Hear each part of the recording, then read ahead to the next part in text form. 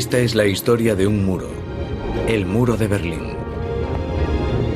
Es la historia de su construcción, de los métodos que una dictadura usó para mantener a sus ciudadanos atrapados dentro de una especie de cárcel.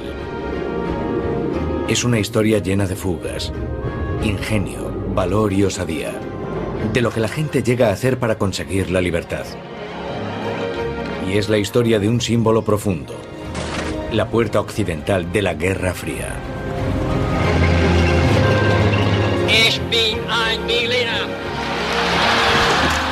Miles trataron de huir por encima, por debajo, atravesándolo o rodeándolo, intentando salvar las numerosas y peligrosas barreras defensivas del muro. Más de 1000 murieron en el intento. ¿Es okay?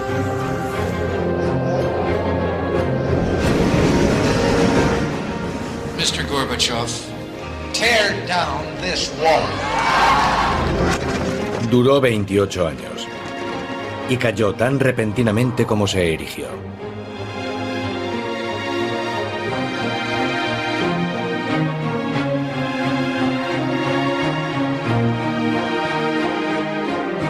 La caída del muro de Berlín. 1945. Al finalizar la Segunda Guerra Mundial, habían muerto más de 55 millones de personas y Europa estaba en ruinas. El Ejército Rojo Soviético toma Berlín, a costa de 200.000 de sus soldados.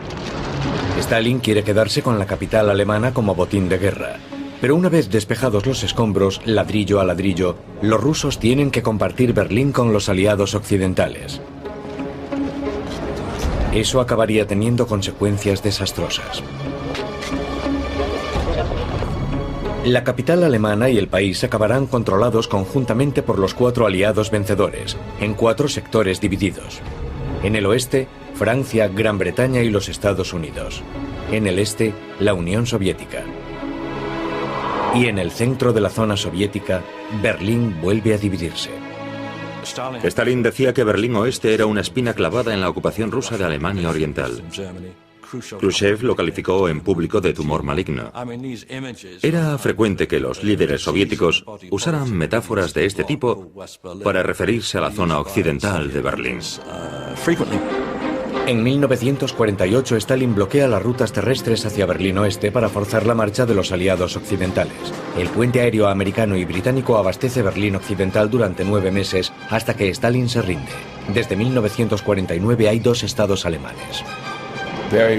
Muy rápidamente ambas Alemanias, pero sobre todo Berlín, pasan a ser motivo de enfrentamiento.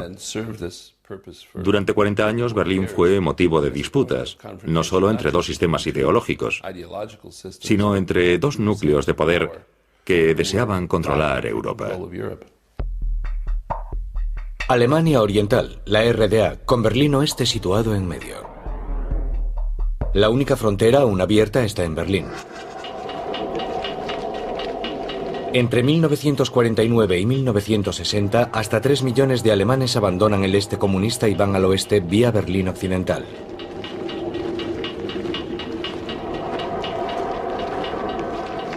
La población germano-oriental está menguando peligrosamente. En 1960 huyeron 200.000. En junio de 1961 huyeron otros 160.000. El país estaba quedando sin capital humano. La débil economía de Alemania Oriental necesitaba desesperadamente su contingente laboral. Los comunistas temían que la economía se hundiese. Estaba claro que era urgente hacer algo que resolviese el problema de Berlín Oeste.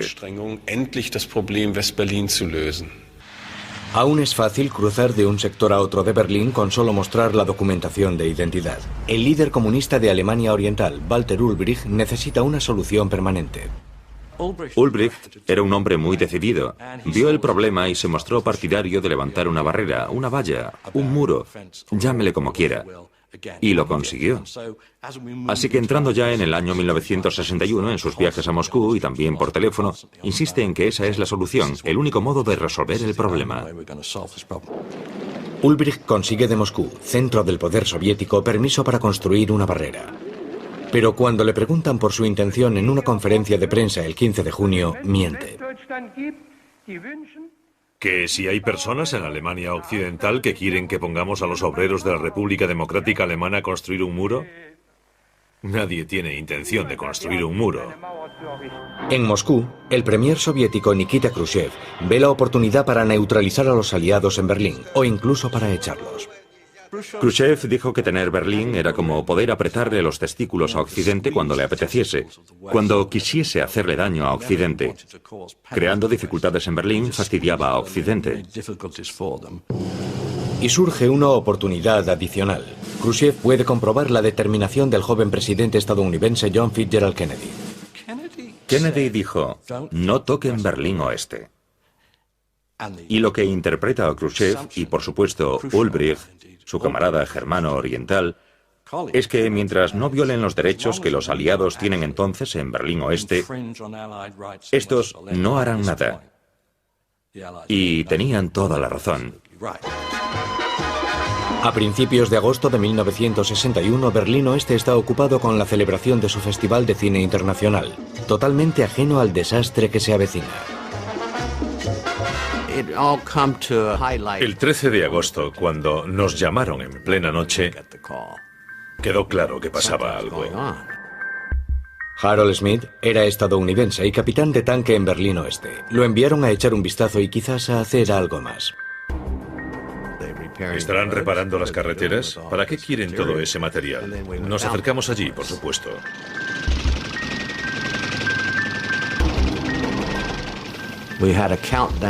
La cuenta atrás estaba en marcha y teníamos orden de derribar aquel muro con los tanques.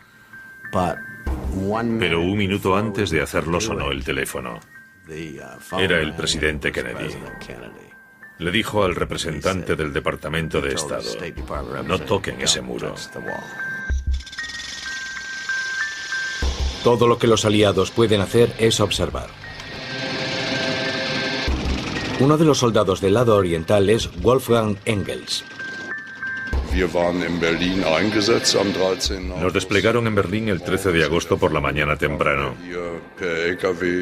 Nos llevaron a Berlín en camión. Como batallón de pioneros, nos encargaron colocar obstáculos para cerrar las calles.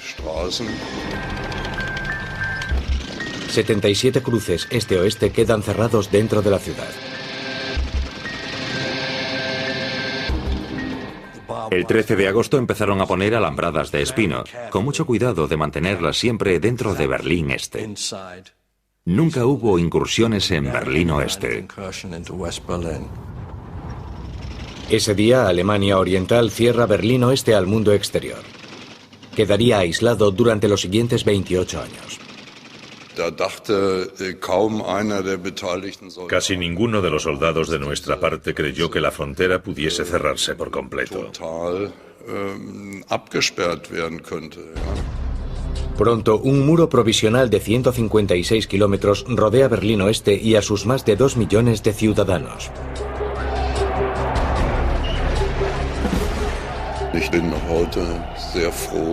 Al recordar aquello, me alegro de que no hubiese violencia ni disparos.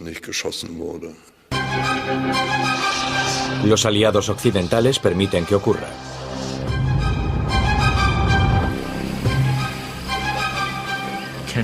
Kennedy tomó la decisión de que protestarían, que se opondrían, pero no declararían la guerra. En pocas semanas, una estructura fronteriza más elaborada va abriéndose paso por Berlín, haciendo casi imposible la huida. Torres de vigilancia, un muro de casi 2 metros de altura coronado con alambre de espino, obstáculos de hormigón para detener a los vehículos, una valla trasera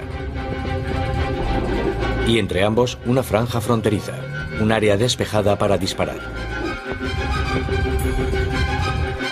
Después empieza la guerra propagandística. Compatriotas alemanes que vestéis el uniforme de la Policía Popular, estáis aquí día y noche guardando las barreras de ladrillo. No sois estúpidos, sabéis desde hace mucho que las medidas de Ulbricht dañan a la paz mundial. Miles de amigos y familias quedan separados. Los berlineses están desesperados. Pero en Estados Unidos están menos preocupados. A Kennedy no le disgustaba que hiciesen el muro. Aquello diluyó la crisis. Kennedy dijo, salvamos Berlín Oeste. Por tanto, para ellos lo importante no era que las dos partes de Berlín quedasen separadas, sino que los aliados se habían mantenido firmes. Habían evitado consecuencias mayores. El 15 de agosto de 1961, Konrad Schumann aprovecha su oportunidad. Es el primer policía fronterizo que escapa a Berlín Oeste. Las imágenes de su salto hacia la libertad recorren el mundo.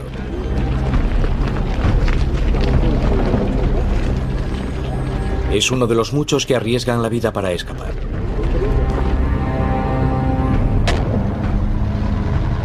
Alemania Oriental procede a sellar parques, puentes, casas, tejados y alcantarillas.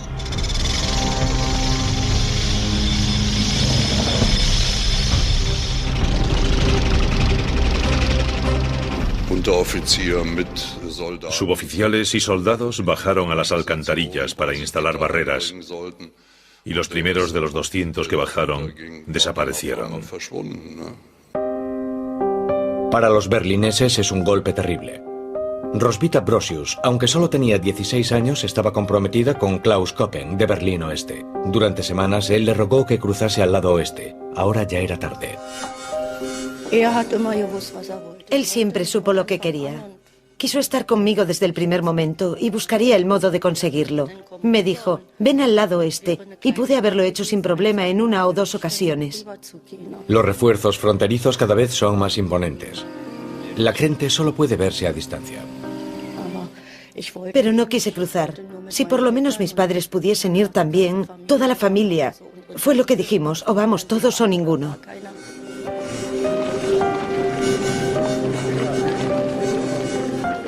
Fue una desilusión, pero nadie sabía cómo acabaría la cosa, qué iba a pasar. Nadie imaginaba que la frontera iba a ser tan enorme. Pero Klaus ya estaba ideando un plan para rescatar a Roswitha. Solo esperaba el momento idóneo. Y no sería nada fácil. El Checkpoint Charlie. Hoy es una atracción turística, pero antaño fue el cruce fronterizo más famoso y concurrido de Berlín. El epicentro de la Guerra Fría. Los aliados deben asegurarse de que permanece abierto, pero los germano-orientales les ponen trabas para cruzarlo. En octubre de 1961 aún seguíamos luchando por tener mejor acceso. A un diplomático estadounidense le impidieron pasar a Berlín Oriental y la tensión fue creciendo. Para los estadounidenses es una cuestión de principios. Se niegan a reconocer a Alemania Oriental como Estado. Se negaron a que representantes armados de nuestro Estado comprobasen sus pases, porque no tienen relaciones diplomáticas con nuestro Estado. Según el Tratado de las 4 potencias, los aliados tienen derecho a cruzar la frontera cuando quieran. Los obligaron a dejarlos pasar, entraron en Berlín Este, dieron un paseo corto en coche y regresaron.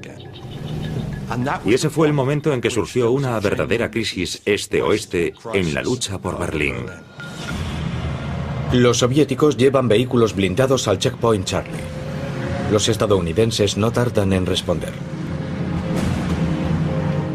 Nos dijeron, volved al muro, están llegando tanques rusos. Los tanques americanos corren hacia el Checkpoint Charlie.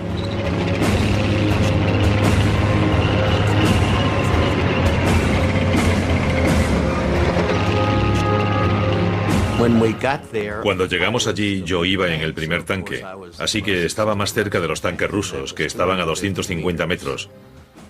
Demasiado cerca para apuntar con el cañón.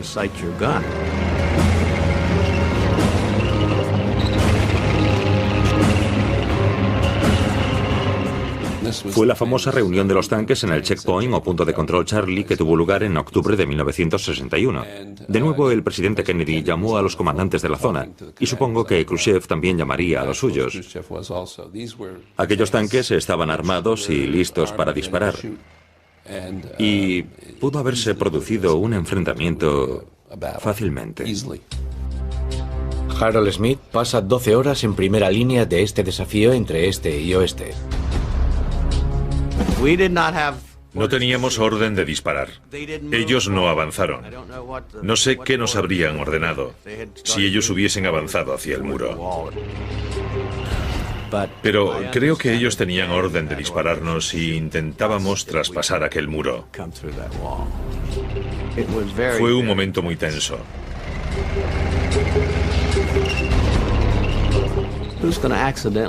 Mi mayor temor era que alguien disparase por accidente, que se le escapase un disparo. Y creo que con eso habría empezado la Tercera Guerra Mundial. Permanecen frente a frente 16 horas. Todo se solucionó discretamente en segundo plano, por supuesto. Ni Khrushchev ni Kennedy querían una guerra por este tema. Fue una jugarreta de Ulbricht. Él es el hombre débil que juega fuerte, porque todo el mundo lo necesita para sobrevivir. Al final Khrushchev lo desautorizó y le dijo a Ulbricht que ya bastaba de juegos. Ambos bandos hallaron el modo de quedar bien, los tanques se retiraron, y en ese momento, 28-29 de octubre de 1961, la crisis de Berlín quedó superada. Pero el muro sigue separando a miles de personas, como a Klaus Koppen y su prometida Roswitha. Klaus tiene un plan para sacarla de Berlín Este.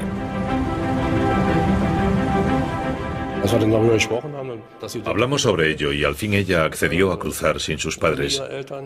Así que pensamos cómo podría hacerse. Y se nos ocurrió adaptar un Volkswagen escarabajo. Con su pasaporte de Alemania Oeste, Klaus puede entrar en coche en Berlín Oriental. Retirando el tanque de la gasolina del coche, queda sitio para una persona.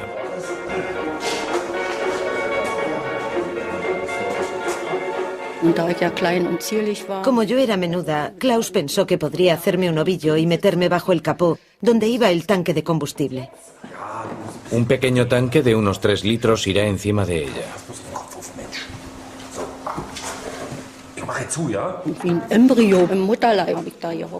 Yo iba como un embrión en el útero. Había muy poco espacio, pero no me importó mucho, era flexible y menuda. 10 de febrero. El camino hacia la libertad. Iría muy incómoda, pero sería un viaje de solo 15 minutos y luego 10 más en la frontera. Y si aguantaba, todo saldría bien. Mientras nadie revisara a fondo el coche.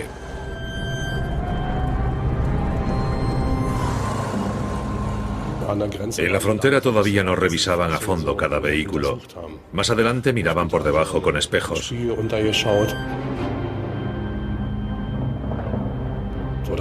Metían una varilla flexible dentro de los tanques de combustible para comprobar su profundidad y si llevaba gasolina o no. Pero por entonces no estaban tan avanzados.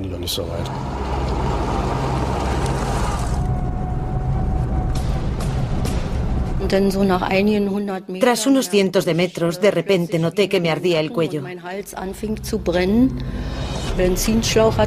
El manguito del combustible se había soltado, tal vez por mi postura, y la gasolina me caía por el cuello y la espalda, y me hacía mucho daño. Entonces grité, quiero salir, sácame de aquí. Me entró el pánico. Y después volvimos a casa. Al fin de semana siguiente, Klaus está listo para intentarlo de nuevo. Yo no quería volver a meterme en aquel sitio de nuevo. Me daba miedo. Soy un poco supersticiosa. Si algo no sale a la primera, no hay que insistir. Ya me había bastado. Las barreras continúan ganando altura.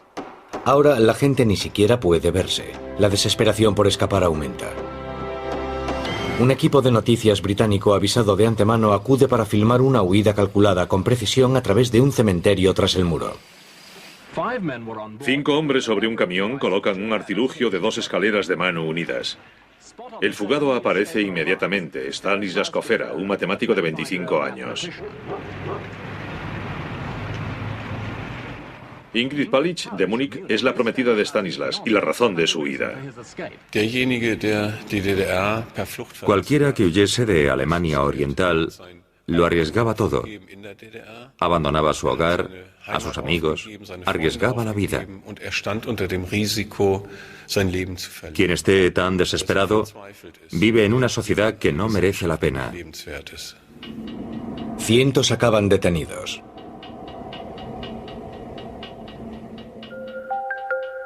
...17 de agosto de 1962. A Peter Fetcher, de 18 años, le disparan cuando intenta escapar. Pide ayuda durante casi una hora. Los guardias del este no hacen nada, mientras él se desangra. Cuando mataban a alguien por intentar cruzar el muro, era una derrota propagandística para el gobierno germano oriental.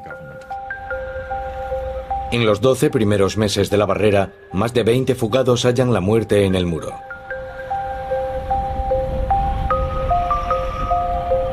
Actualmente, estos carteles recuerdan a más de 130 personas muertas intentando cruzar el muro de Berlín por disparos, ahogadas o al caer de edificios.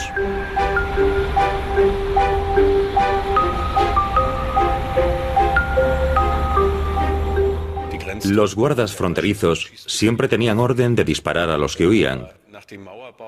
Pero en septiembre de 1961, tras la construcción del muro, Erich Honecker dijo: el muro, la frontera, debe hacerse con una zona de tiro despejada, para poder aniquilar a los que violen nuestra frontera. Los edificios cercanos al muro se demolieron para facilitar la localización de los fugados. No solo en Berlín. Toda la frontera entre los dos estados alemanes se refuerza ahora enormemente para que sea tan impenetrable como el muro de Berlín. Se hace una zona muerta que separa las dos naciones alemanas. Esta aldea, dividida a la mitad, se llama Moldareut. Los de la zona la llaman el Pequeño Berlín.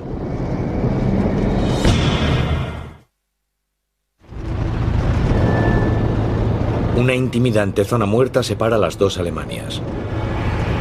Esa frontera de 899 kilómetros, más el muro que rodea Berlín, se conocían como Barrera de Protección Antifascista. Requería el enorme contingente de 30.000 guardias fronterizos. Los someten a adiestramiento especial y a un programa de adoctrinamiento estricto. Nuestra tarea principal es cortar de raíz toda provocación e incidente, siempre en bien de la paz. Por tanto, es una tarea muy humanitaria que cualquiera puede hacer sin remordimientos. También es una tarea tediosa, pero los guardias de ambos lados se acostumbran a ella. Se denomina Guerra de los Prismáticos. Y cada día la frontera se hace más hermética. Marzo de 1962. Los hermanos Horst y Karl Müller, de 24 y 21 años, están desesperados por reunirse con su hermano mayor, Rudolf, en Berlín Oeste. Acompañados de sus esposas e hijos, acometen un plan ingenioso. Esperan poder detener un tren de metro que recorre el trayecto entre dos partes de Berlín Oeste. El tren debe pasar bajo Berlín Este de camino. Pero no es todo tan sencillo. Solo pueden llegar al túnel por un pozo del metro. Hacen una llave casera que les permite entrar. Fue horrible. El pozo era muy vertical y no sabíamos qué habría abajo.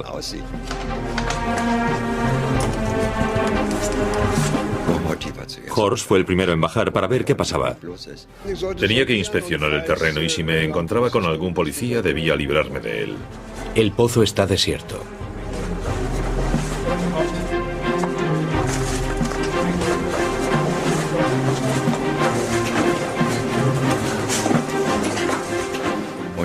Después bajaron las mujeres y los niños. Bajaron haciendo mucho alboroto y la escalera resonaba, fue increíble. Así que dije: niños, haced el ruido que queráis. Si no nos han oído ya, o están sordos o son estúpidos, de todo. Pero el túnel también está desierto. Siguen teniendo suerte. Se acerca un tren y va en dirección a Berlín Oeste. Klaus saltó a la vía e hizo señales con la linterna. El tren empezó a frenar. Y le dijimos a Klaus: sal de la vía, es peligroso, se acerca el tren. Y él dijo, tonterías, o algo así.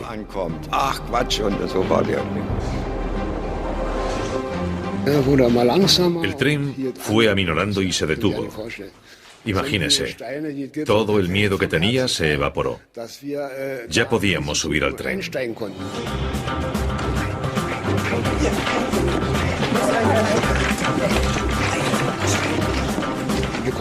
Subimos rápido.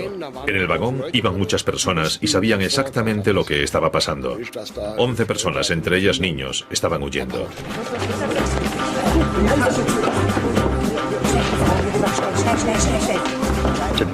Fue todo muy rápido. Los occidentales nos ayudaron a subir y nos sentaron, pero no juntos, sino uno aquí y otro allí, todos en sitios separados.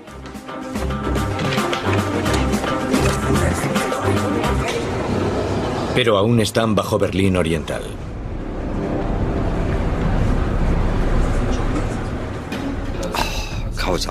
Fue horrible. Fueron los peores minutos de mi vida. No sabíamos cómo acabaría aquello. Aún faltaban 5 estaciones para llegar a la parte occidental. El tren pasó muy despacio por ellas y vimos a los policías en los andenes. Fue terrible, rogábamos que no se diesen cuenta de nada, pero no pararon el tren.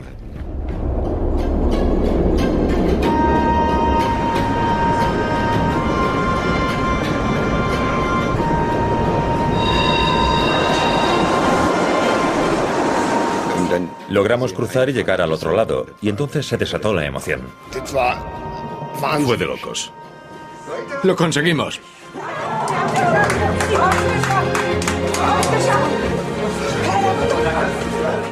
Todos los del tren saltaron y nos abrazaron, y gritamos de alegría. Fue maravilloso.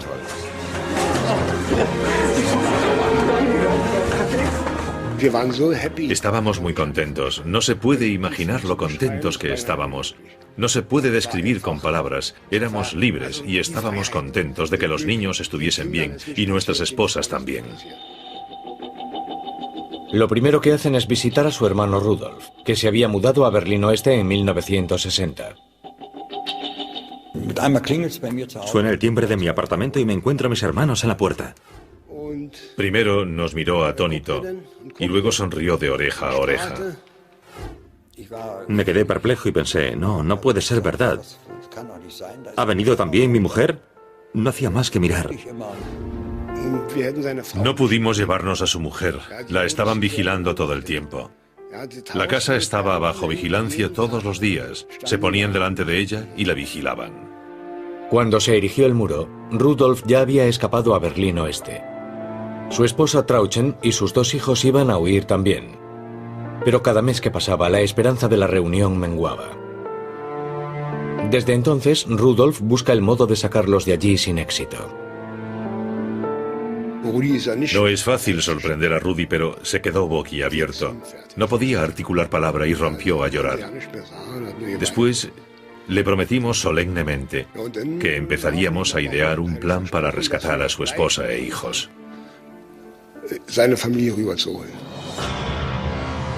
No sería nada sencillo.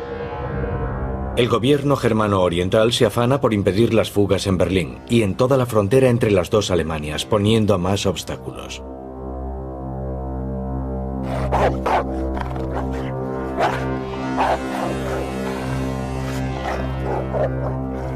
Y también ofrece incentivos a los guardias. El miembro del comité central encargado de la seguridad en los años 60 era Erich Honecker. Lo informaban de inmediato sobre los intentos de fuga exitosos y fallidos. Por ejemplo, cuando mataban a alguien, Honecker firmaba los documentos, el informe de la Stasi y la recompensa o felicitación para los guardias.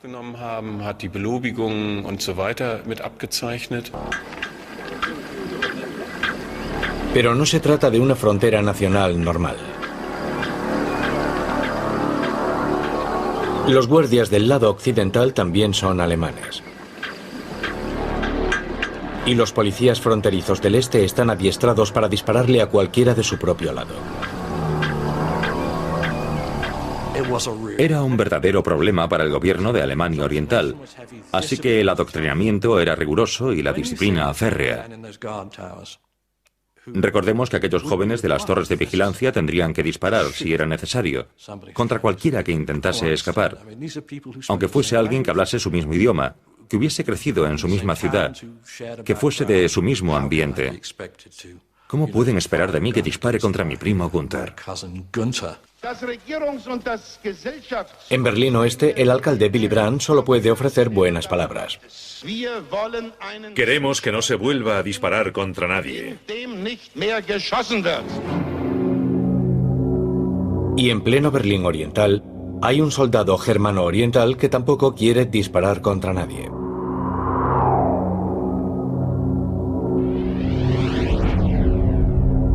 En realidad, Wolfgang Engels quiere escapar. Y tiene un plan.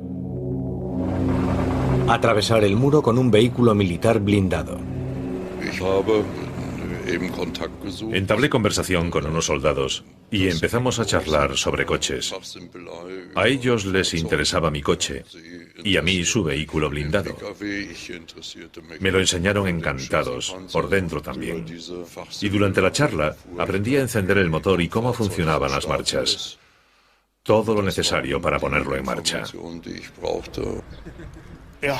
No insistía mucho, preguntaba como por casualidad. ¿Cómo funciona eso? Enséñame eso. Nada hacía pensar que quisiera conducirlo. No sospechamos nada. Fue una conversación muy distendida.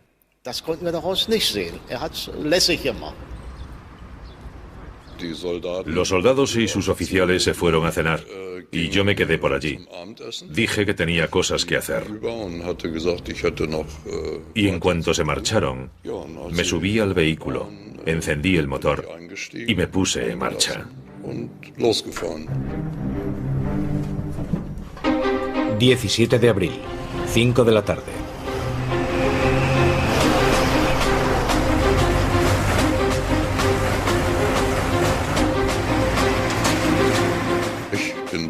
Puse rumbo hacia la puerta. Solo estaba cerrada con una cadena y giré hacia Treptow.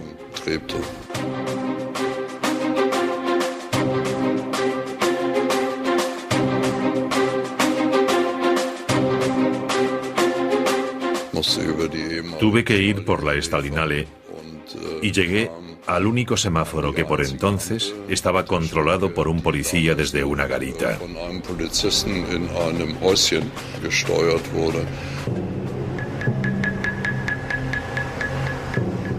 Las Fuerzas Armadas del Estado tenían prioridad de paso.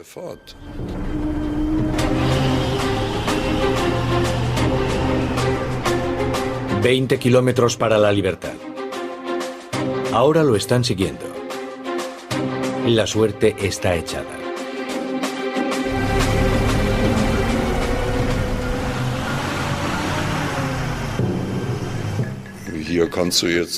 No puedes dirigirte hacia el muro, echar el freno de mano y decir, solo estaba practicando. Así que no había vuelta atrás.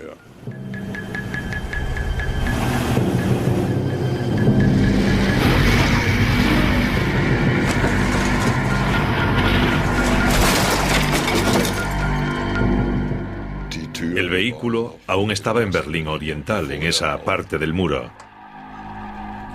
Mi primera reacción fue salir y me encontré en medio de las alambradas de espino.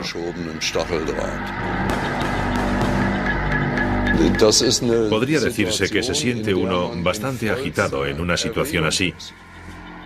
Tenía el nivel de adrenalina hasta aquí. Ni siquiera sentí las balas que me herían, de lo acelerado que estaba.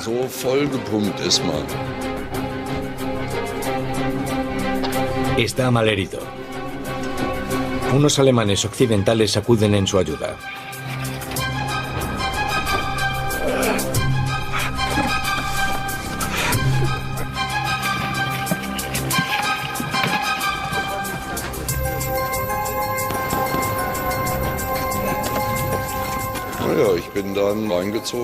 Me llevaron a un bar y desde el suelo vi etiquetas en las botellas que solo conocía por anuncios. De ese modo supe que estaba en Berlín Oeste. Y ahora está en la lista negra de Berlín Este.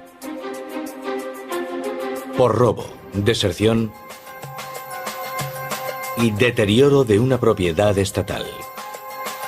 Wolfgang Engels tiene una bala en la espalda, los brazos y las piernas arañados por el alambre de espino, pero es feliz, salvo por un detalle.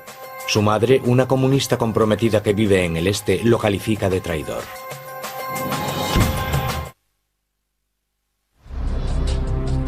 Los constructores del muro de Berlín responden a cada intento de fuga reforzando sus defensas.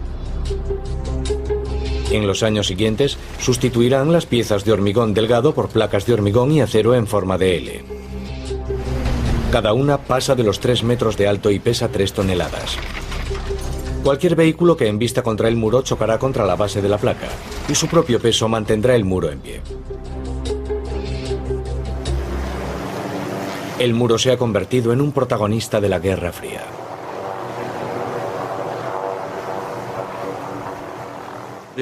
La verdad es que fue un factor estabilizante de la situación de Centroeuropa durante principios de los años 60 y permitió que el temor a la guerra que existía en Alemania desde 1945, cuando acabó dividida en 2 partes, fuese desapareciendo poco a poco.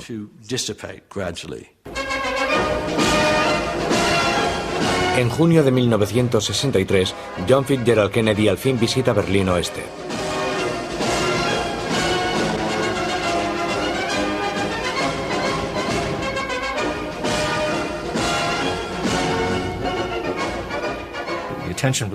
Berlín ya no suscitaba atención y Kennedy hizo que la recuperase con su famoso discurso, con su visita, que tuvo un enorme apoyo popular en la ciudad.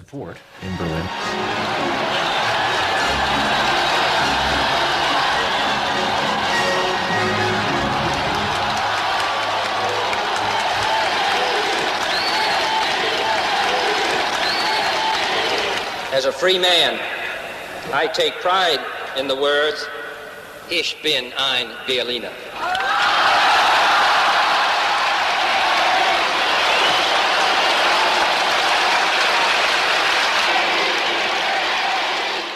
Para la historia de Berlín y del muro, la visita de Kennedy fue muy importante, simbólica, y les dice a los berlineses que Estados Unidos los apoyará.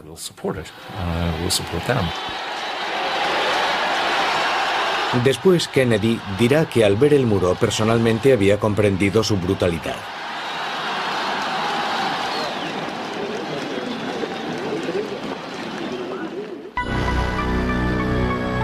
Esa brutalidad queda cruelmente patente meses antes en el medio de Berlín.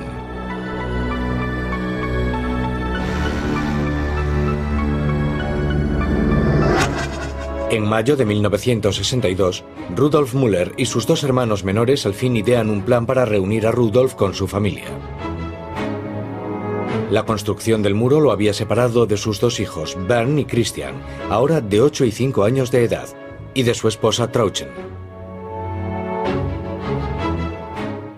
Detuvieron a mi mujer una vez por saludar con la mano y la interrogaron. La tuvieron encerrada un día entero con los niños y le dijeron bien claro: su marido está al otro lado, lo sabemos todo sobre él, sabemos qué clase de hombre es. No volverá a verlo, no podrá cruzar el muro, nos encargaremos de ello. Los 3 hermanos Müller, ayudados por amigos, empiezan a excavar un túnel. Quieren llegar hasta el lado oriental. El túnel recorrerá solo 23 metros desde un cobertizo del lado oeste y pasará bajo el muro. Al principio casi no avanzábamos nada. La tierra era como hormigón, pero de repente se hizo más fácil. Además estaba el problema de sacar la tierra del túnel, lo cual fue más difícil a medida que avanzábamos y el aire estaba más viciado. 4 hombres por turno, en 4 turnos diarios de 6 horas.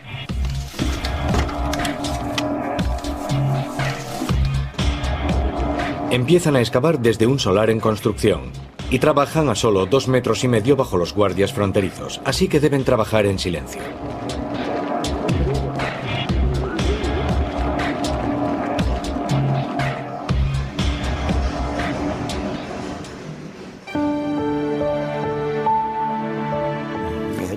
Aunque me hubiese arrancado la piel, no habría dicho ni pío. Tenía un objetivo. Cada momento que excavaba pensaba en mi familia.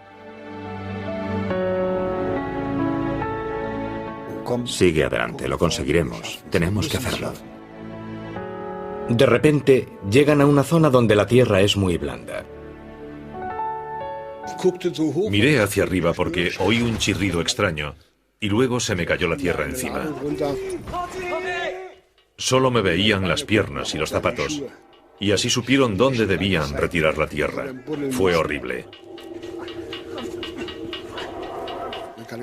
Ya había pasado un verdadero infierno, pero no quería quedarme atrapado bajo la tierra. Fue horrible. Aún me cuesta hablar de eso. Lo pasé mal.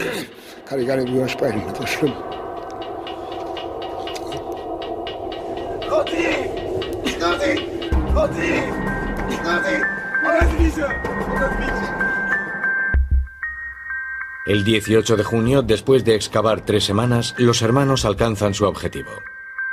Rudy dijo: venga, haz un agujero, tenemos que salir. Así que empujé fuerte hacia arriba y al fin el terreno cedió.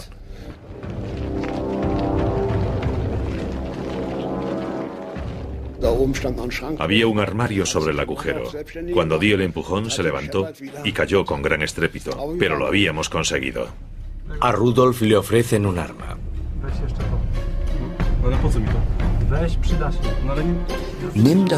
Llévatela. Los guardias se ponen nerviosos y disparan enseguida. Necesitas algo para defenderte o te encerrarán para siempre. Cogí la pistola y me la metí en el cinturón.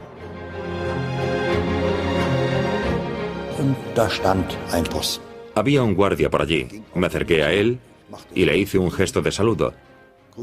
Él me miró y no me devolvió el saludo. Y pensé, Dios mío. La familia de Rudolf aguarda cerca de allí. Notaba que el guardia me miraba. Sentía su vista en mi cogote. Yo tenía el vello erizado del miedo.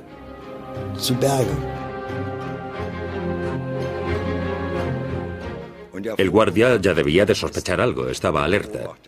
Y después de un rato, Rudy volvió con su familia.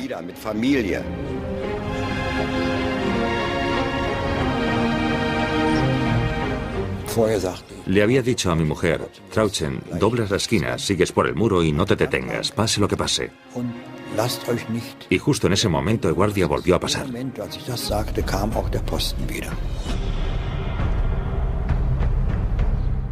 ¡Alto! ¡Alto! Yo me detuve, los otros siguieron andando un poco. Dije, no haga tonterías, acaba de verme, vamos a una fiesta de cumpleaños. Lo dije en tono tranquilo, como hablamos en Berlín. Pero el guardia no me escuchaba, estaba nervioso. Se le veía en la cara. Estaba muy nervioso. Dijo, que la mujer y los niños se detengan. Levantó la metralleta y yo pensé, se acabó. Va a disparar. Estoy seguro de que si hubiera disparado, los habría matado a todos. Cogí la pistola, apunté hacia el guardia y apreté el gatillo.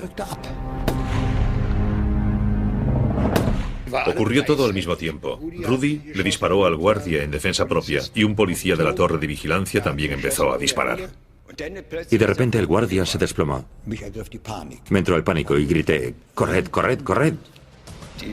La familia se echó a correr, la mujer y los niños, y el policía de la torre disparaba contra los niños. Vi que las balas daban en el suelo. Y después entraron en el agujero. Gracias a Dios entramos todos. Yo fui el último. Después vinieron los guardias corriendo. Me pareció que solo habían tardado unos segundos y al momento empezaron a disparar dentro del sótano, al interior del túnel. Los fugados tienen suerte. La forma del túnel los protege de las balas.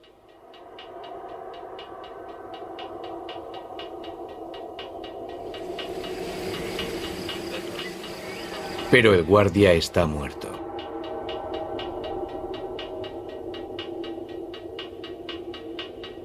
En ese momento no hubo nada de qué alegrarse. Me sentí muy mal. En Alemania Oriental, Reinhold Hahn se convierte en un mártir. El joven guardia fronterizo tenía 21 años cuando cayó víctima de las balas del asesino.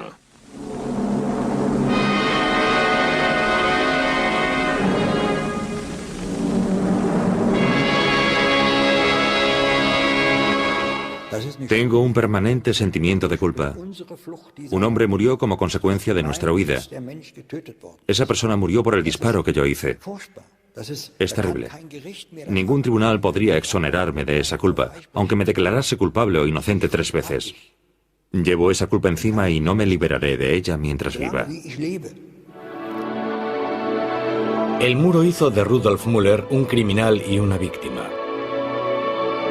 En 1964 se habían excavado más de 70 túneles del oeste al este y del este al oeste, liberando a más de 250 personas. Pero la policía secreta germano-oriental, la Stasi, encontró una solución: infiltrar espías entre los posibles desertores aún antes de que empezaran a excavar. En los años 60, ambos bandos ven que tendrán que convivir con el muro para bien o para mal. The people of West Berlin, for the first time in years, are able to cross the wall. Época navideña. El primer deshielo tímido en las relaciones. Y con él, el muro se convierte en un éxito para el régimen de Alemania Oriental. Se ha dicho que el muro fue como el segundo nacimiento de la RDA. Le dio al Estado la oportunidad de estabilizarse y de ver qué podía hacer por la gente, qué tipo de vida podría darle al pueblo. Una vez se aseguró un público atento y una vez que su contingente laboral ya no podía marcharse. Así que puede decirse que el muro salvó a la RDA de su casi seguro hundimiento. En 1961, Alemania Oriental selló sus fronteras con alambradas y hormigón para salvarse del hundimiento económico. Durante 10 años, reforzó esa frontera contra las fugas cada vez más osadas.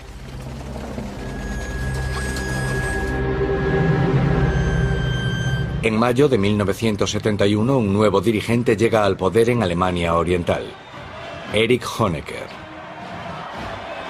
Aunque en apariencia parece más moderno, el muro sigue siendo el símbolo público de su control estatal absoluto. 900 kilómetros de barrera fronteriza entre las dos Alemanias, con más de 1000 torres de vigilancia y 50.000 guardias. 60.000 armas automáticas conectadas a cables trampa. Campos minados, sembrados de minas antipersona de tipo 66, del tamaño de un plato. Para cualquier alemán del este que aún quiera huir, es casi imposible.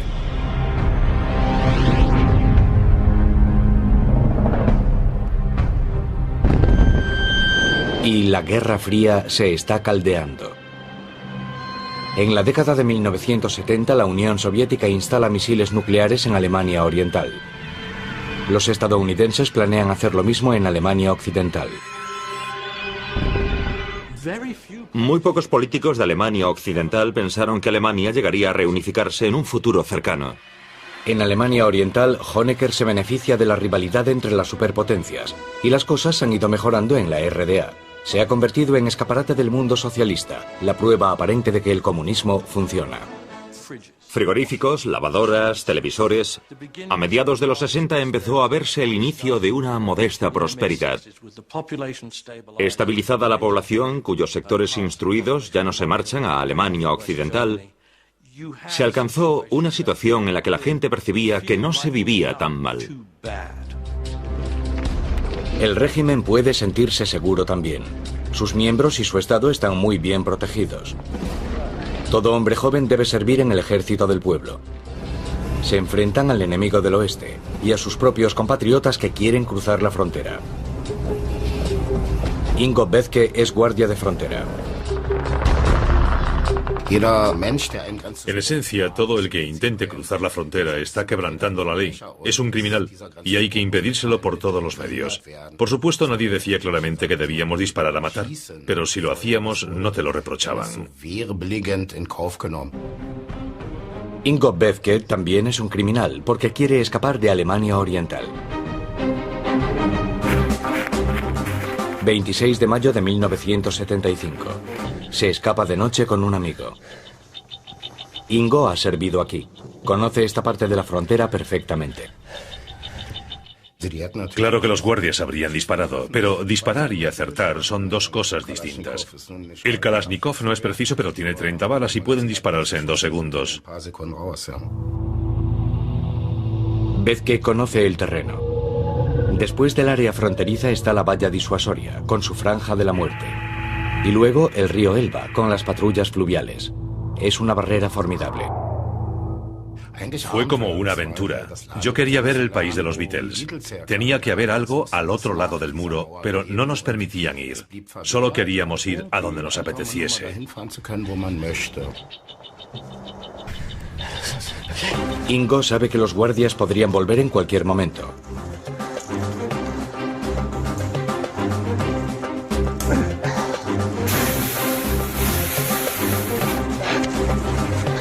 Ahora llegan al siguiente obstáculo, el campo de minas.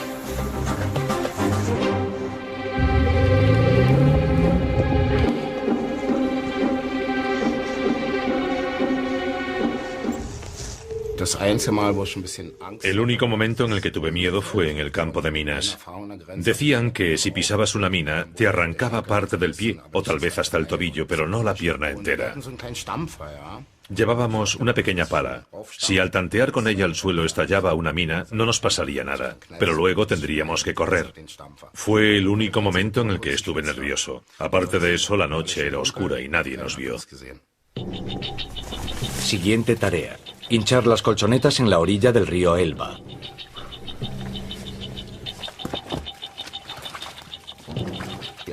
El Elba tiene una corriente muy fuerte. A los nadadores los arrastra de inmediato. Hay remolinos y todo el mundo les tiene miedo. Yo no quería ahogarme, así que fue buena idea llevarnos las colchonetas hinchables. Reman durante media hora.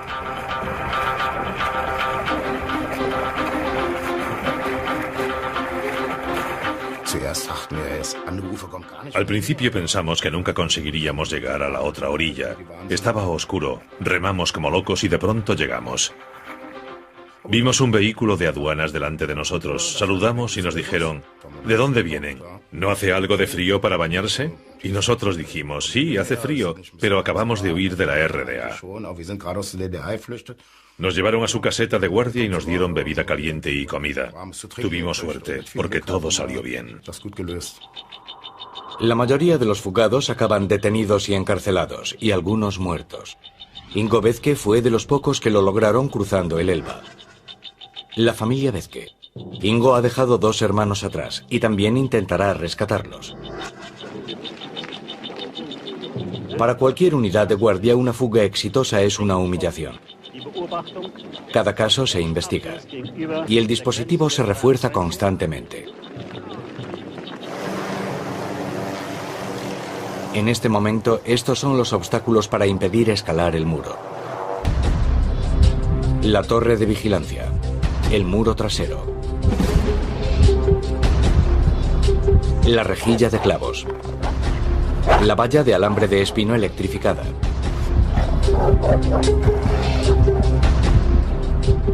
perros, cables de alarma. Y también hay una trampa para los guardias. En la arena rastrillada, por ejemplo, quedaban las huellas. En otras palabras, si estando en la torre de guardia ves a alguien intentando huir y miras hacia otro lado esperando que nadie se dé cuenta, y esa persona consigue llegar al otro lado, la culpa te la llevarías tú. Porque tras la fuga habrá una investigación exhaustiva. Verán las huellas en la arena al lado de tu torre y deducirán lo que pasó. Así que estarás metido en un buen lío. El Estado alemano oriental es fuerte. Erich Honecker ha obligado a su pueblo a respetarlo. Ahora quiere que el mundo reconozca a su Estado.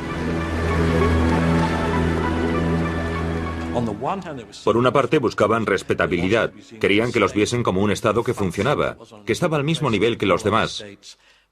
Pero al mismo tiempo no querían dar a sus ciudadanos la libertad que ser miembro de la comunidad internacional permitía.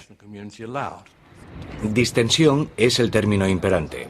En la década de los 70 se consiguen varios acuerdos internacionales importantes. Bien está lo que bien acaba.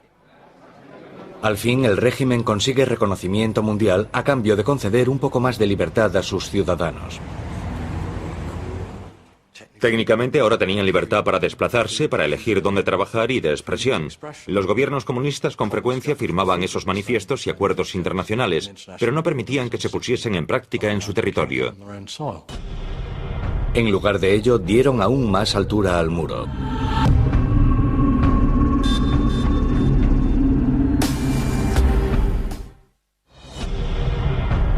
En Berlín Este, el líder comunista Erich Honecker está completando la siguiente fase del muro. Más alto, más ancho y más temible. Porque todavía logran escapar 1000 personas cada año. Ese muro se hace para que sea permanente, intimidante y mortífero. Colocan planchas de hormigón de 3 toneladas en forma de L, coronadas por un cilindro de hormigón que es imposible de aferrar. La mayoría ha abandonado la idea de escapar, pero no todos. No podía viajar a donde quería ni decir lo que quería. Si contabas un chiste político podías acabar en la cárcel. Así de sencillo. Peter Strelczyk vive en Turingia, a 48 kilómetros de la frontera. Es ingeniero y también inventor. Sabe que a ras de suelo el muro es impenetrable. Pero idea una solución ingeniosa y osada. Un globo que llevará a su familia por encima de la frontera. Un globo de gas sería mejor porque no se vería la llama, pero ¿dónde consigues oxígeno o helio? Solo nos quedaba la opción del aire caliente. Tendrán que recorrer 32 kilómetros, desde Lobenstein, en Alemania Oriental, hasta cruzar la frontera.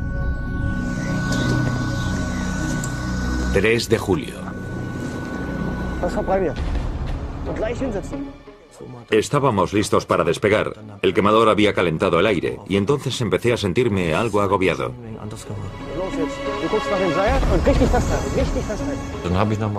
Abrí a tope el quemador y lentamente ascendimos por encima de los árboles.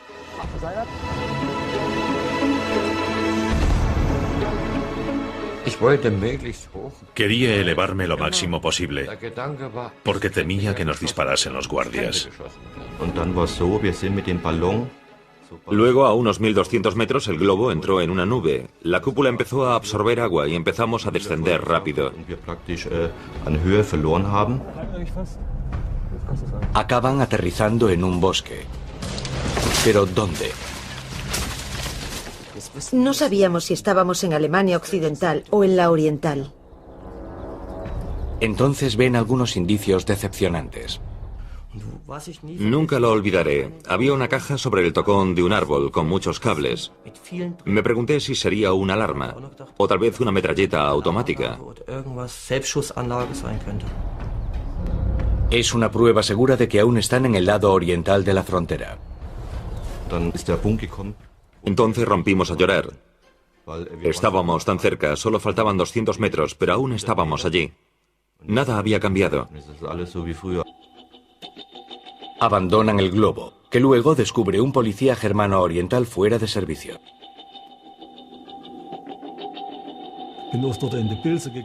Había salido a buscar setas y vi el globo allí colgado. Pero no dije nada porque me habrían arrestado y me habrían reprendido. ¿Qué estaba haciendo allí? No tenía por qué andar por allí.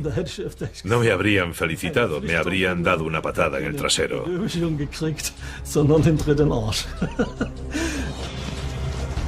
17 días después, la Stasi encuentra el globo. Al guardia Egon Matasik, ahora de servicio, le ordenan vigilar el lugar. Me ordenaron cerrar el lugar del crimen y pude examinar muy bien el globo.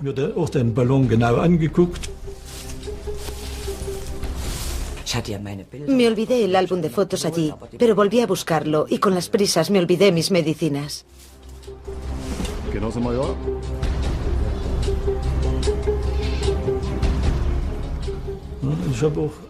Vi que los de la Stasi anotaban los números para ver si podían averiguar quiénes eran los responsables.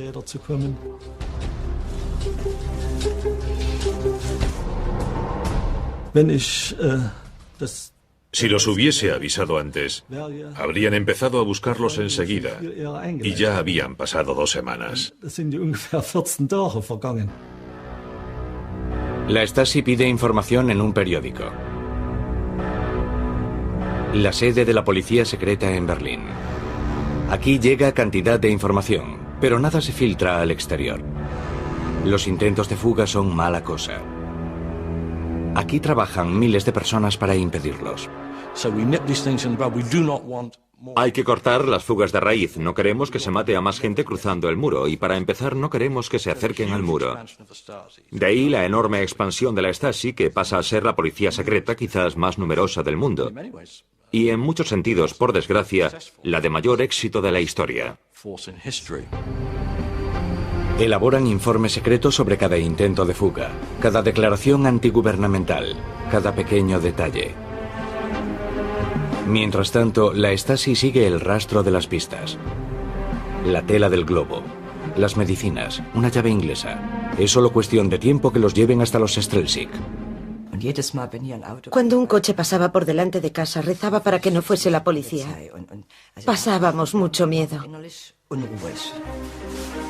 Pero están decididos a hacer otro globo lo antes posible. Y otra familia, los Wetzel, los acompañará. Ahora serán 4 adultos y 4 niños.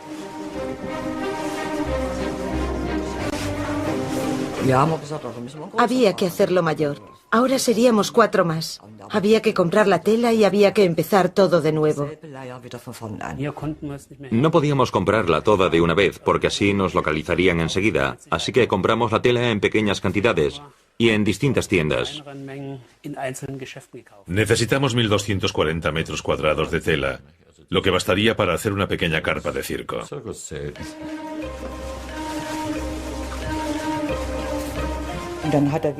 Empezamos a coser en nuestro dormitorio día y noche, sin descanso. Cosen cada momento libre durante 6 semanas.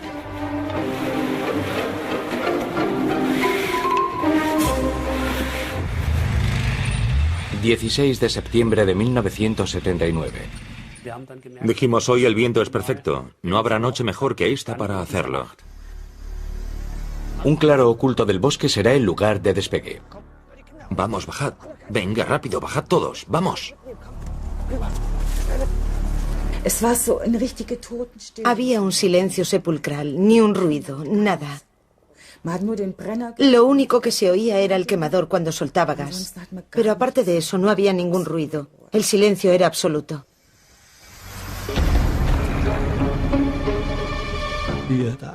Al poco de despegar, los guardias del puesto de control ven el globo.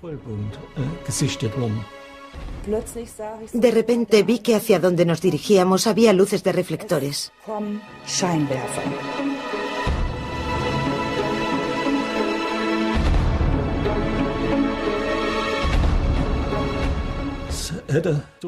Lo tenía perfectamente a tiro.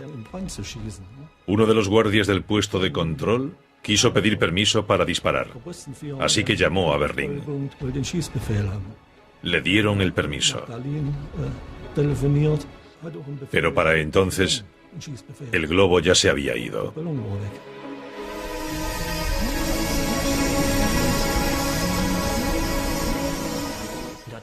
Luego el quemador empezó a fallar, porque el gas se había acabado. La llama se apagó y entonces pudimos ver la parte superior de la cúpula. Tenía un gran agujero arriba, justo en el medio. Yo había cometido un error. Abrí a tope el quemador y se abrió un agujero en la cúpula, a 25 metros de altura. Era muy peligroso.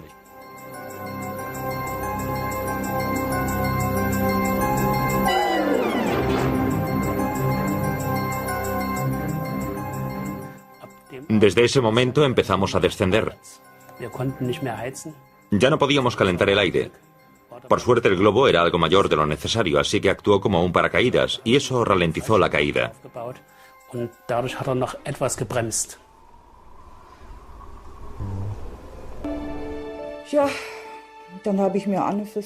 Yo rezaba para que no tuviesen que rescatarnos medio muertos.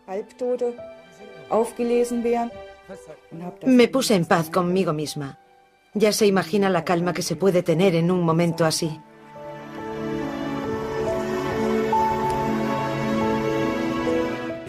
Iluminé alrededor con la linterna y vi la cima de los abetos acercándose a nosotros. Y luego oí un crujido. La primera vez nos llevó 34 minutos y la segunda solo 28 minutos. Por eso pensé que esta vez tampoco lo habíamos logrado.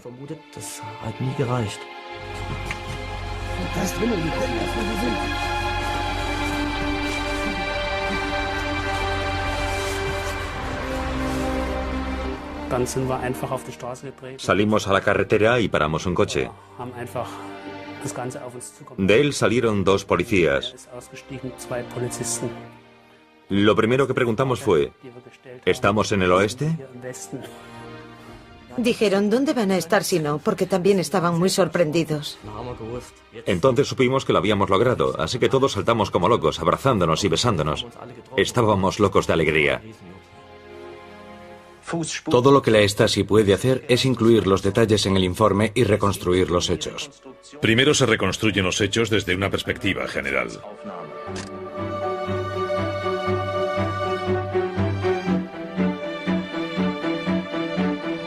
La fuga de la familia Strelczyk sale en la prensa del mundo entero.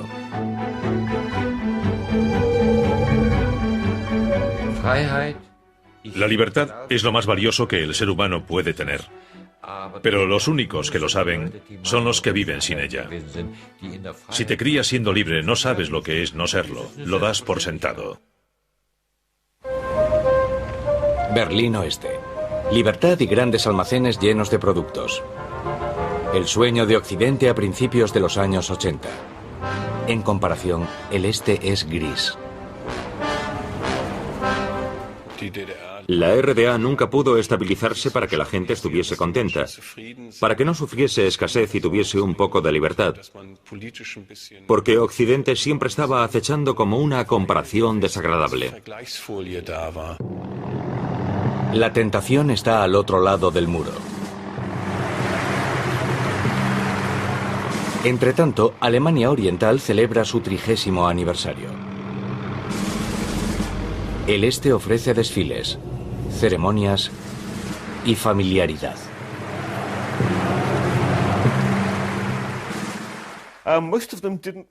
En el este muchos pensaban, puede que allí se viva mejor, pero yo vivo aquí, podemos tener problemas, pero tal vez podamos mejorarlo todo si nos quedamos. No había un ambiente de odio, una conciencia de opresión. La gente no se sentía encarcelada en su sociedad.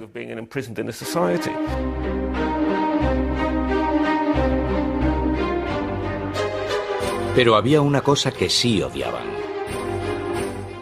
La mayoría de la gente sabía que los alemanes occidentales se habían vuelto muy viajeros. Y les fastidiaba que lo mejor que podían esperar los del este era ir una semana al lago Balaton de Hungría o un viaje a Praga. Construir y custodiar el muro se lleva una gran parte del Producto Interior Bruto de Alemania. Una fortuna que Honecker ya no tiene en la década de los 80. Y la frontera nunca se acaba.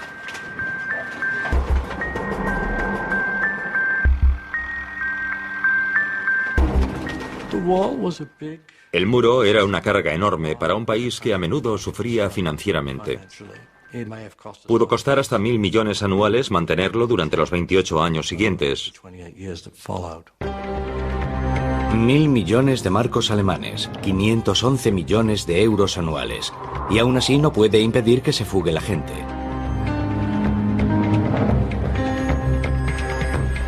Gente con ideas descabelladas, como Holger Bethke.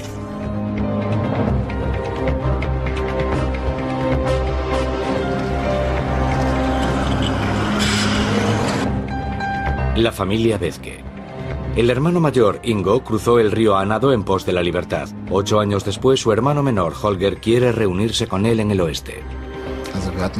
Nos pusimos el equipo de operarios de mantenimiento y mono de trabajo. Acoplamos una regla a un arco para que pareciese una varilla medidora y enrollamos un cable de acero en un gran carrete, como si fuésemos a trabajar en aquel edificio. Si alguien nos veía en la escalera camino del desván, podíamos decirle que estábamos trabajando allí.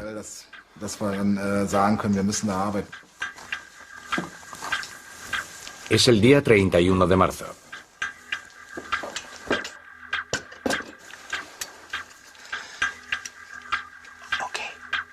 Holger disparará, mientras su hermano Ingo espera en la parte oeste para recoger la flecha y la cuerda.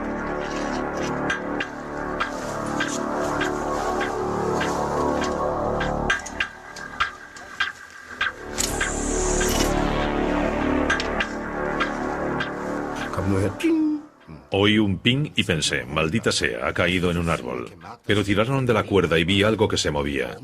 Miré más de cerca el árbol y la vi. La había localizado. Los otros dos se pusieron muy contentos. Yo cogí la cuerda y empecé a tirar. Un cable de acero va sujeto a la cuerda de nylon y lo pasan al otro lado.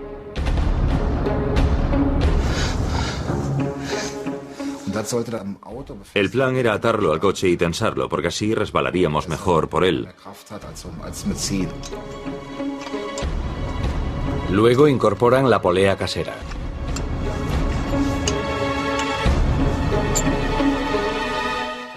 No sé si miré hacia abajo. Creo que estaba tan nervioso que solo miré hacia adelante pensando, tienes que conseguirlo, tienes que conseguirlo. Espero que nadie dispare, que no se den cuenta.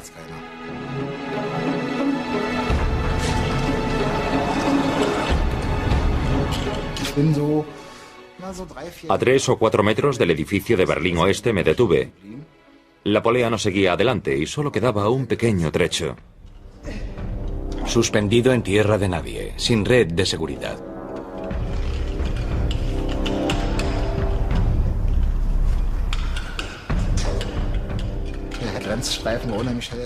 La franja de la frontera estaba muy iluminada. Había focos cada 10 o 15 metros que iluminaban hacia abajo. Así que si miraban hacia arriba desde la torre de vigilancia, verían un resplandor blanco y es probable que no viesen nada más. Desde luego esperábamos que aquellas luces potentes nos ayudasen un poco a que no nos viesen enseguida, porque estábamos justo encima de ellos. Y entonces vi a mi compañero que venía rodando cara a mí. Al fin lo habíamos conseguido, estábamos en el oeste. Encontraron un punto ciego entre dos torres. Después los germano-orientales hicieron una nueva torre para asegurarse de que aquello no volviese a ocurrir. Podría decirse que hicieron una torre en recuerdo de mi hermano. El muro. Para unos cuantos artistas es el mayor lienzo del mundo, la galería del lado oriental. Visto desde el oeste está tan concurrido como Berlín Occidental, una atracción turística que separa dos mundos.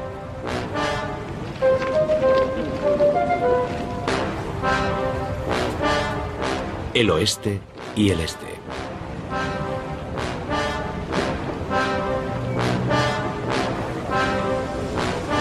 Erich Honecker sigue hablando maravillas de su república. Todos tienen su sitio en la República Democrática Alemana, sin importar sus ideas políticas ni su religión. Las cárceles están llenas de críticos con ideas distintas a las del régimen.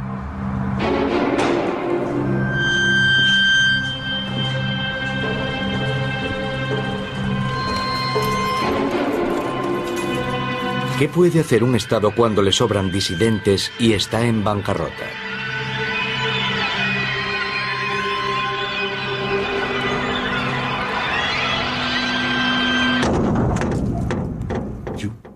Haces un trato con los alemanes occidentales según el que les envías a los disidentes.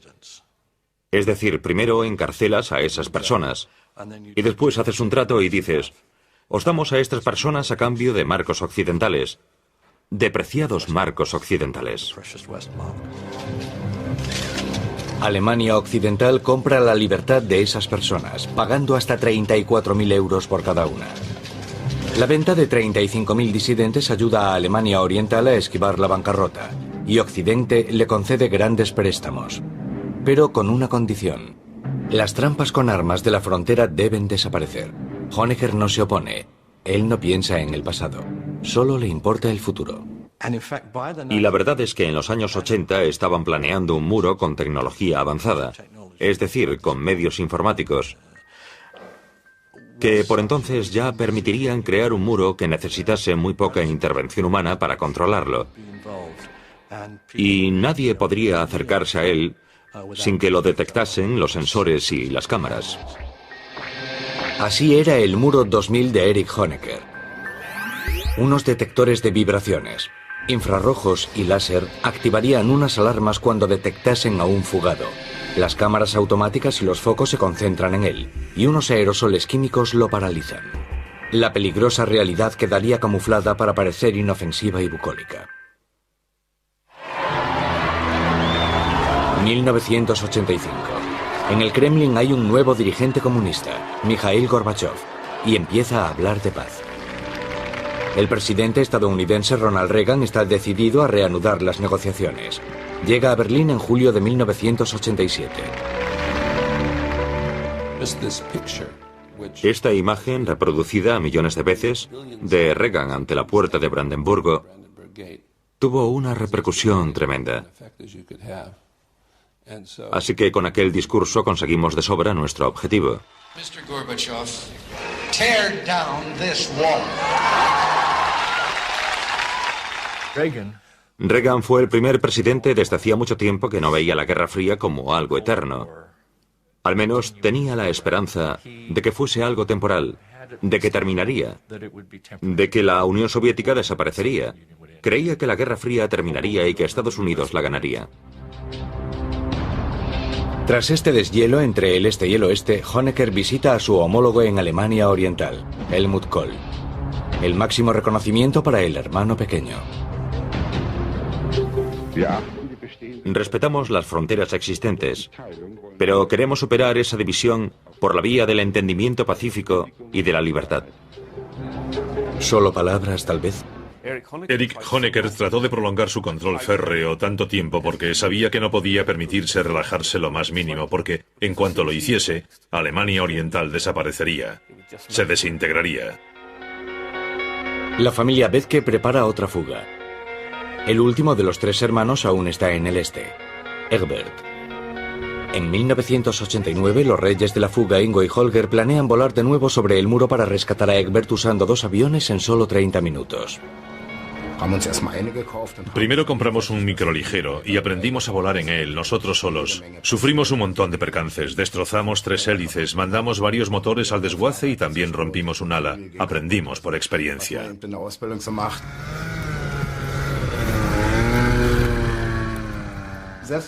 Aunque siguiesen reforzando el muro y lo hiciese más alto, siempre habría gente que querría cruzarlo. Uno de los aviones aterrizará en el Parque Treptow, en Berlín Este, y recogerá a su hermano Egbert, mientras que el otro patrullará desde el aire. Su hermano accede. La idea me pareció estupenda. Volar sobre el muro, aterrizar y después escapar volando. Me parecía convincente, me gustó. Pensaron en todos los detalles. Pegamos estrellas rojas bajo las alas y otra en la parte trasera. Esperábamos que eso nos diese ventaja al sorprender a los guardias fronterizos. Sabían que los guardias fronterizos no pueden disparar contra objetivos en vuelo sin permiso.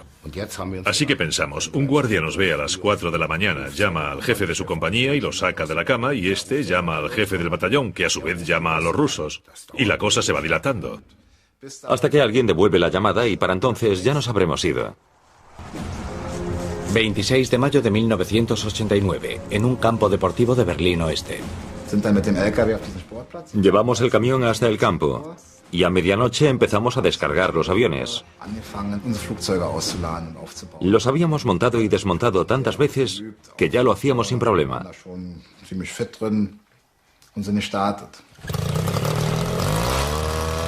4:22 de la mañana. Encendieron las cámaras acopladas a los aviones y filmaron todo el vuelo.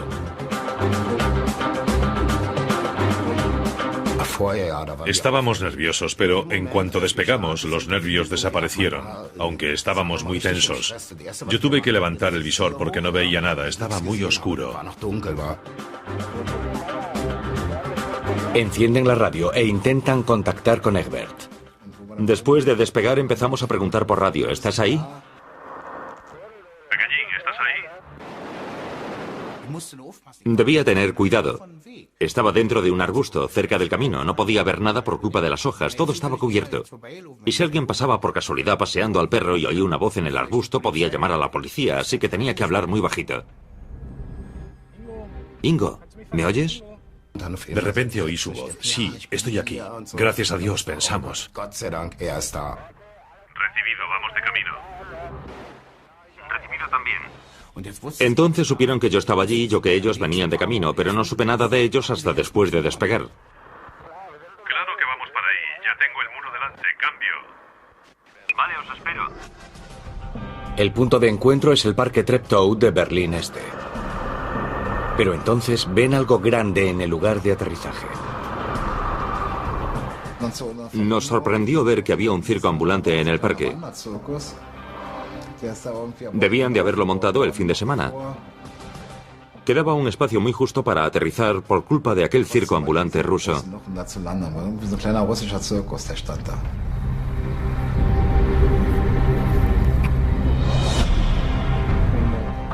He aterrizado más atrás. Ingo, creo que ya te veo. ¿Cuándo debo salir? Aterricé donde pude, al final del campo. Egbert salió del arbusto y yo grité, cuidado con la hélice, porque claro, él estaba más nervioso aún que yo. Esquivé la hélice, me senté en el asiento y grité, despega, Ingo, despega. Estaba muy nervioso. Le dije, calma, calma, no quiero que te caigas. Yo le dije, vamos, despega, apura, apura. Porque aún temía que pasase algún coche de policía y que se desviase de la carretera hacia el parque.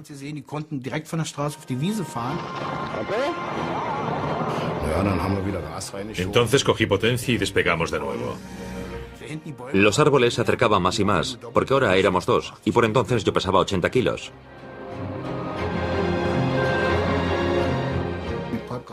Yo di una vuelta completa y entonces los vi delante de mí, despegando.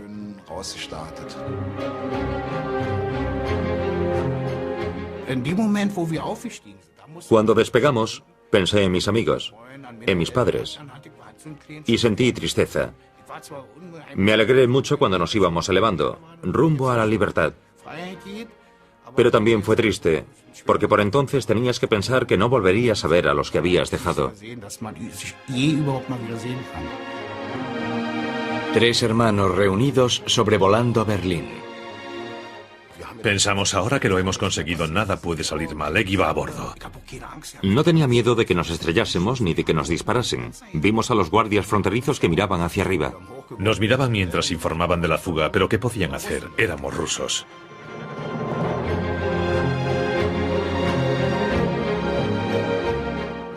Y entonces pusimos rumbo hacia el Reichstag.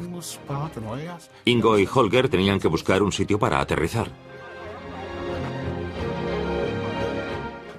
Hicimos un aterrizaje perfecto. Hemos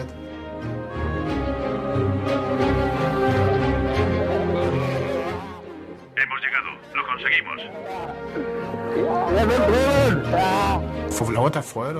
Yo estaba tan contento y eufórico que me puse de rodillas, besé el suelo y dije, gracias a Dios que lo conseguimos. Fue estupendo. Era feliz. 7 de octubre, 40º aniversario de Alemania Oriental. Por lo que respecta al secretario general comunista Erich Honecker, el país seguirá existiendo eternamente.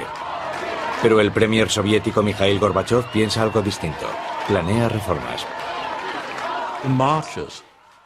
La gente gritaba, Gorbi, sálvanos. Y creo que ahí fue cuando la presión existente dentro de Alemania Oriental se encontró con el movimiento de reforma interior del Partido Comunista. Y llegó el momento decisivo en el que de pronto se vio claro que las bayonetas rusas no iban a salvar a Honecker. Aseguramos a nuestros amigos del mundo entero que el socialismo en suelo alemán, en la patria de Marx y Engels, descansa sobre cimientos indestructibles.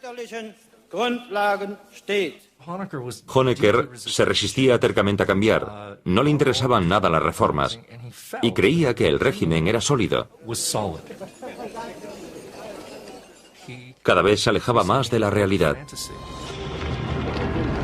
Porque en el resto de Europa del Este, en Polonia, Checoslovaquia y Hungría, las fronteras se están abriendo. La valla electrificada entre Hungría y Austria se desmonta. De repente, los viajeros de la Alemania Oriental pueden salir sin problema.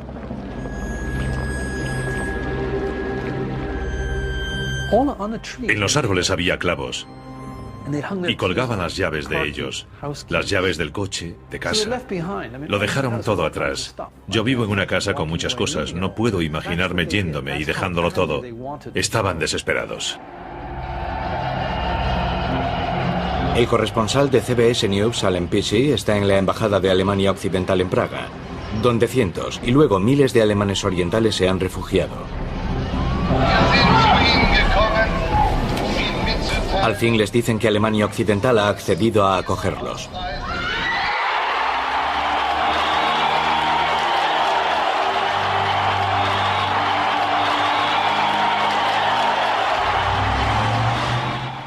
Lo he conseguido. Solo puedo decir que soy un hombre libre.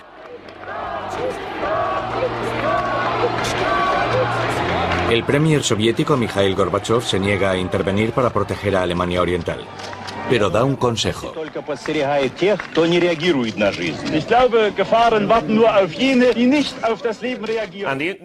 Nada habría ocurrido en Alemania Oriental ni en la mayor parte de Europa del Este si no fuese por la llegada al poder de Gorbachev. Él fue el primero en decir, no vamos a enviar los tanques. Pero el régimen de Honecker no se rinde.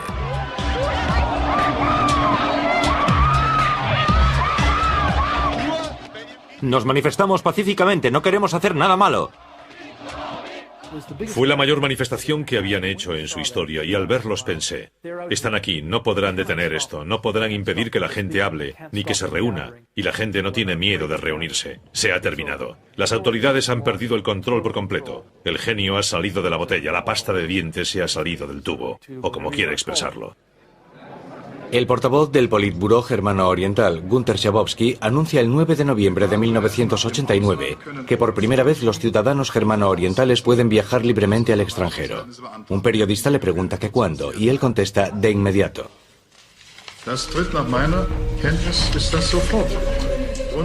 Fue un error. Tenía que haber dicho mañana. La noticia se propaga como el fuego. 3 horas después, en los puntos de control, los guardias fronterizos están totalmente desprevenidos. Cogimos nuestro equipo, fuimos a toda prisa al checkpoint Charlie y allí estaban, la gente cruzaba a montones. Las puertas estaban abiertas, los guardias habían desaparecido y la gente pasaba sin trabas. Era como una fiesta callejera enorme. Pasaban cantidad de trabans, aquellos cochecillos oxidados del lado oriental. Los alemanes occidentales gritaban de alegría y la gente se abrazaba. Fue un momento maravilloso.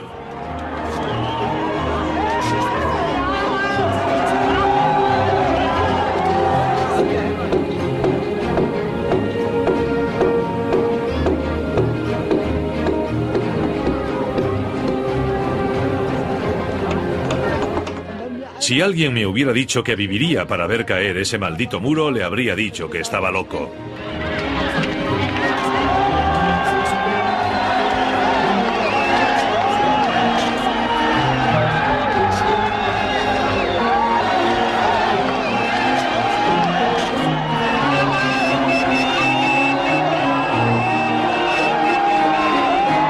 Pero no todo el mundo está contento. Los del lado oeste hablan de reunificación. Yo estoy totalmente en contra. Seguro que allí hay muchas cosas buenas, pero también tienen mucha basura y prefiero que se quede allí.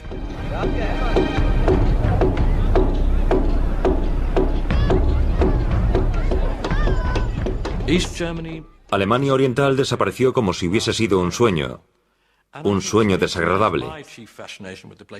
Y lo que más me fascina de ese lugar es que antaño parecía artificial, y ahora desapareció como el humo en cuestión de unos meses. El 3 de octubre, un año después de caído el muro, Alemania estaba reunificada. Fue el fin del comunismo.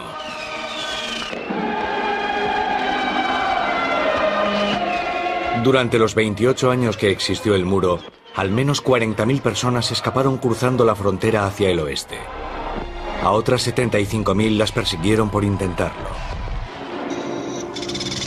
Más de 1.300 murieron, entre ellas al menos 136 en el propio Berlín. Pero el este ocultó tantas muertes con tanta eficacia que el total exacto aún no se conoce. Hoy, el muro de Berlín, aquel símbolo del telón de acero, la vanguardia de la Guerra Fría, casi ha desaparecido.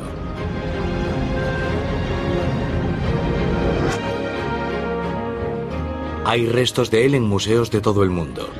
Algunos fragmentos acabaron como recuerdos turísticos, pero la mayor parte del hormigón y el acero que integraba el muro se recicló para ayudar a reconstruir Alemania, antaño un país dividido.